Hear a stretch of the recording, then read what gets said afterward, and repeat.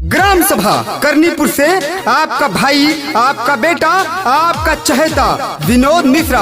तो हाँ मित्रों, आने वाले प्रधानी के चुनाव में विनोद मिश्रा जी को अपना अमूल मत देकर फिर से विजयी बनाएं और अपने ग्राम सभा करनीपुर में विकास की गंगा बहाएं।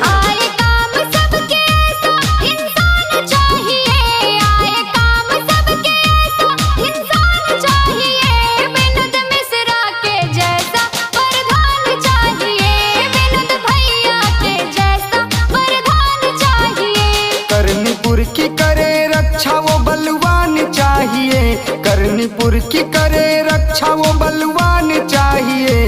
विनोद मिश्रा के जैसा प्रधान चाहिए, विनोद मिश्रा के जैसा प्रधान चाहिए। विनोद मिश्रा जी का कहना है कि तूफानों से आंख मिलाओ, सैलाबों पे वार करो।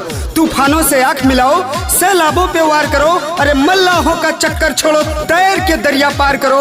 आपका अपना विकास पुत्र प्रत्याशी, विकास की गंगा बहाने वाला प्रत्याशी विनोद मिश्रा।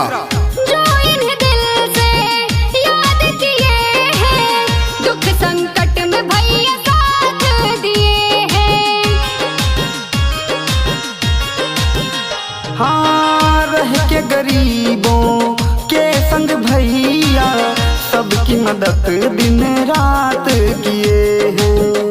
फिर से जीतेंगे चुनाव, मतदान चाहिए। फिर से जीतेंगे चुनाव, मतदान चाहिए। विनोद मिश्रा के जैसा प्रधान चाहिए, विनोद भैया के जैसा प्रधान चाहिए। दिन हो या रात रहते सभी के साथ, छोटा हो या बड़ा सभी से करते हैं मुलाकात हमारे विनोद मिश्रा जी। तो हाँ मित्रों, आप उन्हें ही जिताएं जो आपके हित में काम करता हो, गरीबों के हक में फैसला लेता हो, 24 घंटे फोन उठाता हो। आपका भाई विनोद मिश्रा। मुसीबत में घबराते भैया जी उनको रास्ता दिखाते।